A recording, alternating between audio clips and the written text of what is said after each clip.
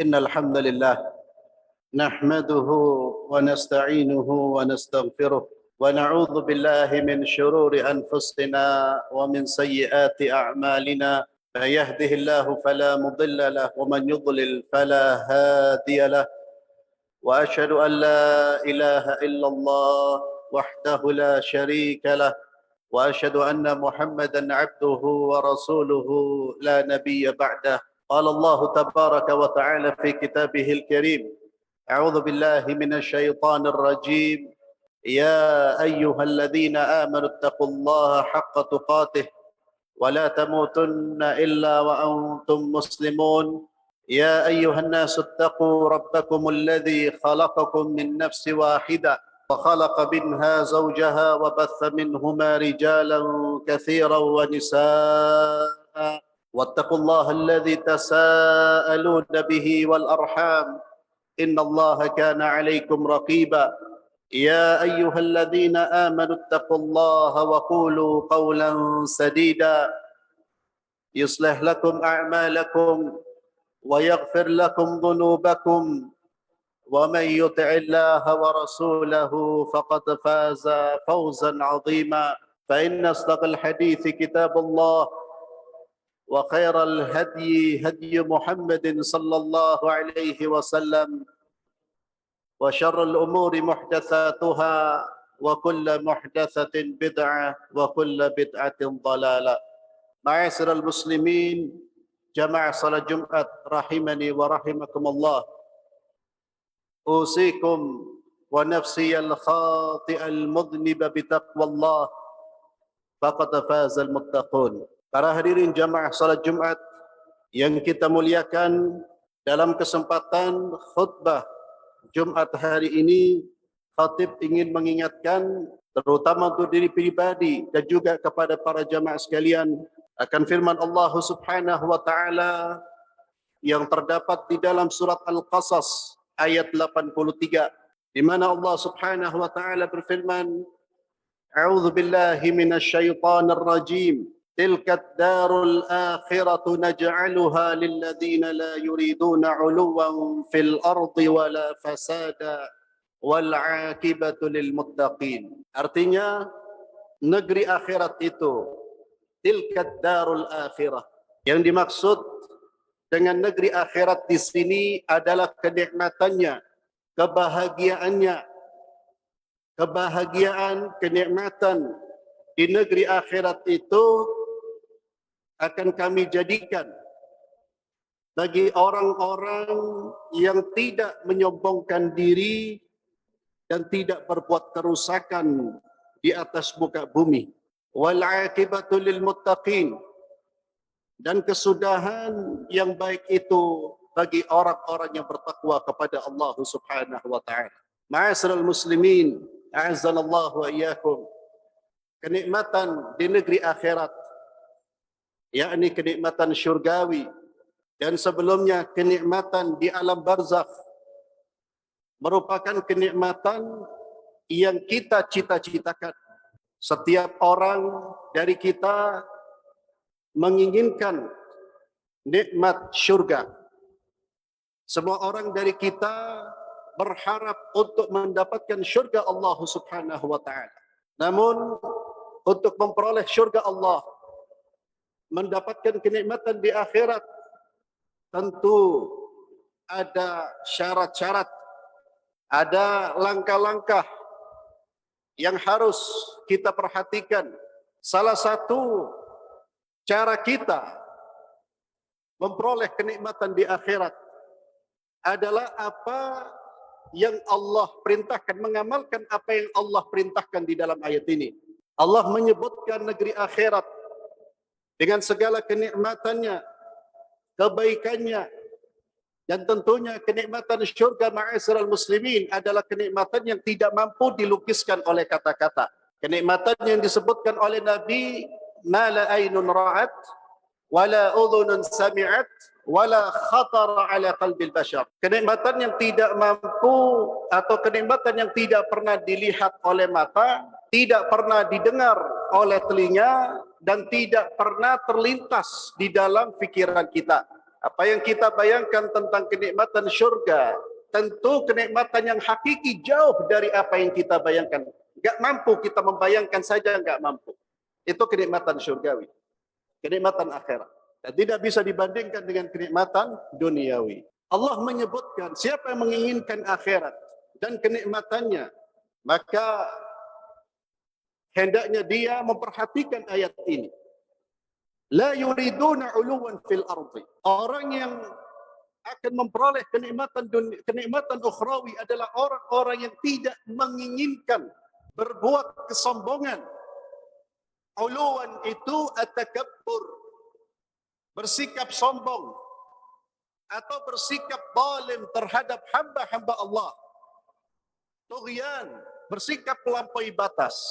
Orang yang melampaui batas dengan melakukan tindakan-tindakan kezaliman, orang yang melampaui batas dengan menyombongkan dirinya, maka dia akan terhalang dari mendapatkan nikmat di syurga.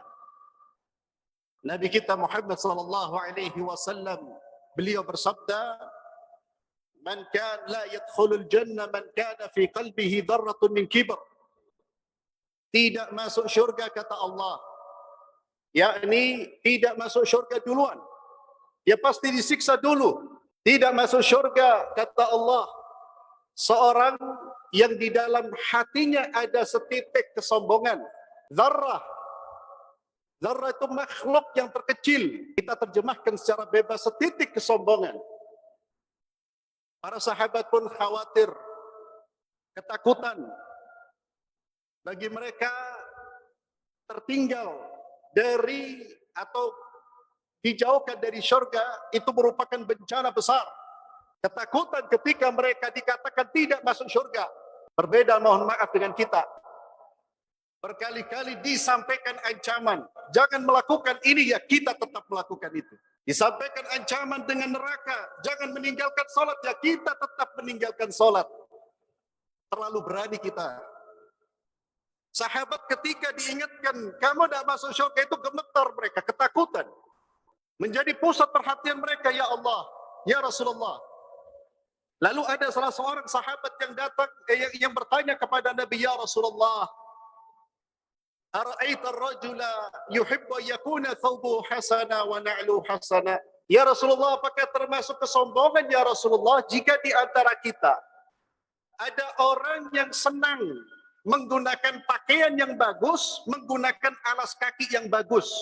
Mereka khawatir penampilan yang baik, penampilan yang bagus masuk dalam kategori kesombongan. Nabi pun menjawab sallallahu alaihi wasallam, "Innallaha jamilun yuhibbul jamal." Sesungguhnya Allah itu maha indah dan menyukai keindahan. Artinya kita menggunakan pakaian yang baik, yang bagus, bukan termasuk dari kesombongan. Lalu Nabi SAW menjelaskan definisi sombong dengan gamblang. Al-kibru batarul haqqi wa ghamtun nas. Kesombongan adalah menolak kebenaran. Kita tahu ini kebenaran, kita yakin itu kebenaran, kita tahu itu kebenaran, tapi kita tolak. Kenapa?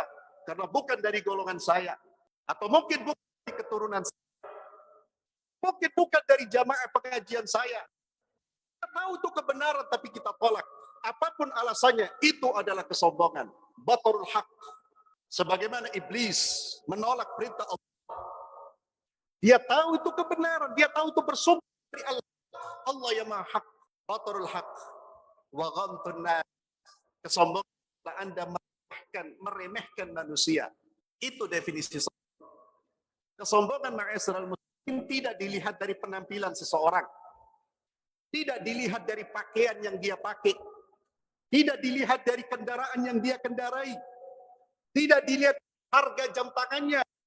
Jangan menilai orang dengan bukan tolak ukur kesombongan. Kesombongan adalah sikap dan perbuatan.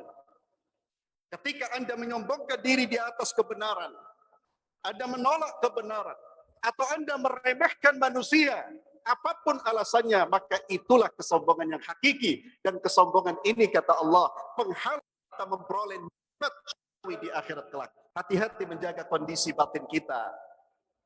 Maka seorang muslim dia harus menjaga dirinya dari sifat takabbur, dari sifat sombong.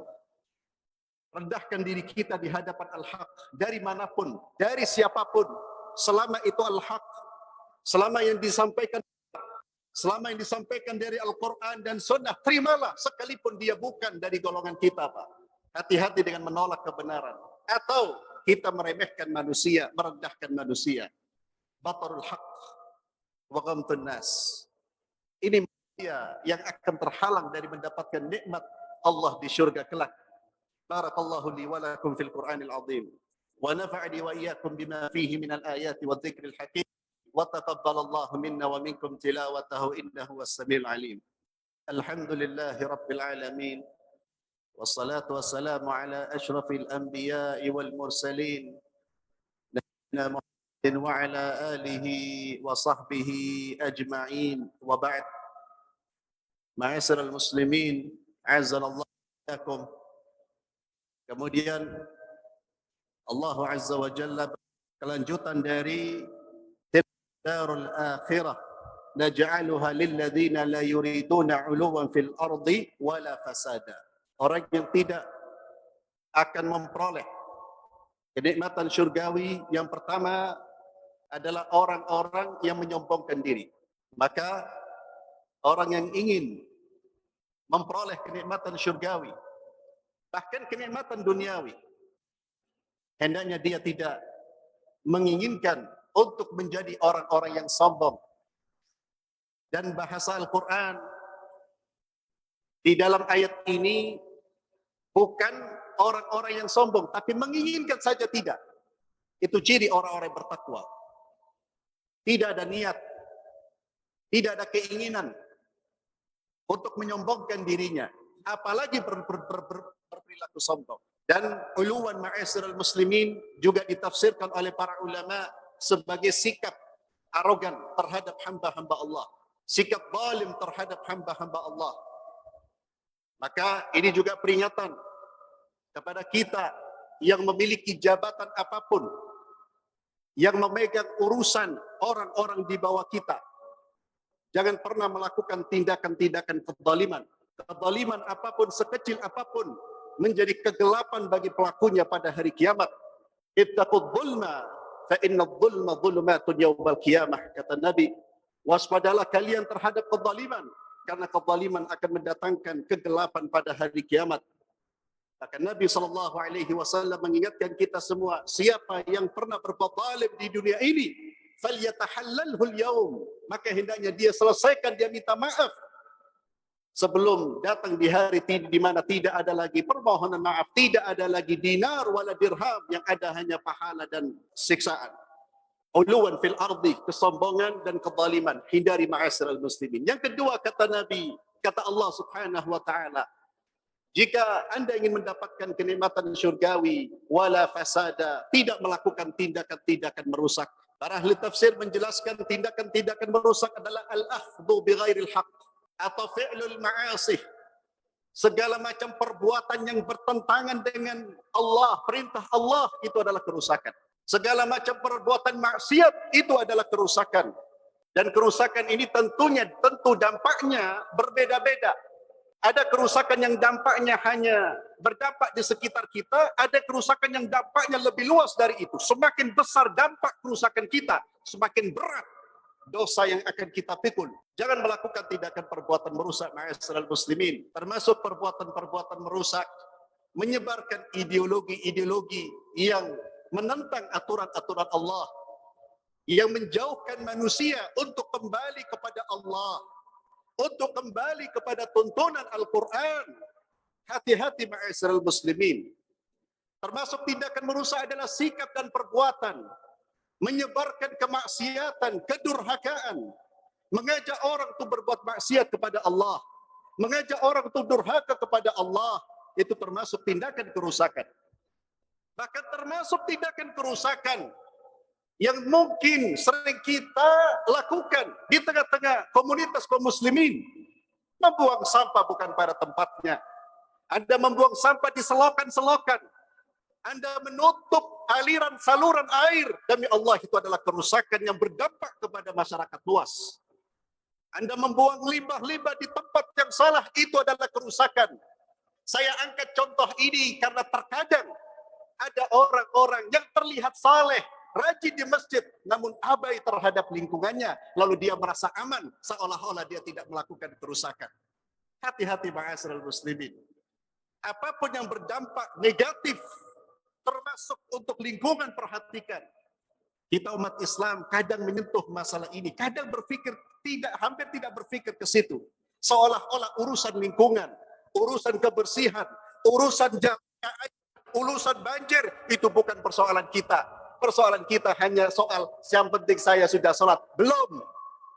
Islam mengajarkan kepada kita untuk terus berbuat baik, untuk melakukan islah, melakukan perbaikan hubungan kita dengan Allah, perbaikan hubungan kita dengan makhluk Allah, bahkan perbaikan di dalam lingkungan kita, itu bagian dari ajaran Islam. Wala fasada, jangan melakukan kerusakan. Kalau kita sudah bertitel haji, bahkan seringkali hadir di masjid, maka perhatikan, termasuk perhatikan lingkungan kita, perhatikan sampah-sampah kita. Kalau kita belum memperhatikan itu, kita masih belum menjalankan satu saja ayat Allah di dalam Al-Quran Karim, karena kita masih berbuat kerusakan. Jadi kerusakan itu dari mulai pemikiran, tindakan, sampai perkara-perkara yang sering kita lakukan. Itu jangan sampai kita melakukan kerusakan. Maka inti kesimpulan dari apa yang saya sampaikan, jadilah kita menjadi hamba-hamba Allah yang pertama, tawadhu, rendah hati ma'asyiral muslimin, terutama di atas kebenaran. Terimalah kebenaran dari siapapun. Tunduklah, patuhlah kepada kebenaran. Apapun posisi kita, pangkat kita, jabatan kita, titel kita. Tunduklah, patuhlah kepada al-haq. Ketika al-haq itu bersumber dari sumbernya, itu Allah subhanahu wa ta'ala. Jangan menyombongkan diri di hadapan makhluk-makhluk Allah azza wa jalla. Demikian pula ma'asyiral muslimin, pesan dari khutbah Jumat ini, jangan berbuat kerusakan. Maka sebaliknya, selalu ukur tindakan-tindakan kita. Apakah tindakan saya ini termasuk kerusakan atau perbaikan? Jika kerusakan, tinggalkan ma'asyiral muslimin. Maka setiap perbuatan hendaknya kita nilai, kita ukur, kita perhatikan. Jangan sampai tindakan-tindakan kita adalah tindakan-tindakan merusak yang justru akan merugikan kita di dunia maupun di akhirat kelak. Sekali lagi, mari kita ingat firman Allah di dalam surat Al-Qasas ayat 83 ini. Dan di akhir ayat Allah Azza wa Jalla menutup dengan firman-Nya, wal aqibatu lil muttaqin, dan kesudahan yang baik bagi orang-orang yang bertakwa. Takwa kepada Allah merupakan modal utama, bahkan satu-satunya modal kalau kita ingin meraih kebahagiaan hidup di dunia, di alam barzakh, di akhirat. Bertakwalah kepada Allah sebagaimana firman Allah, wa tazawwadu fa inna khairaz zadi taqwa. Dan bagian dari ketakwaan adalah tidak menyombongkan diri di hadapan kebenaran, tidak menyombongkan diri di hadapan makhluk Allah, dan tidak melakukan perbuatan merusak. Itu adalah bagian dari takwa kepada Allah subhanahu wa ta'ala.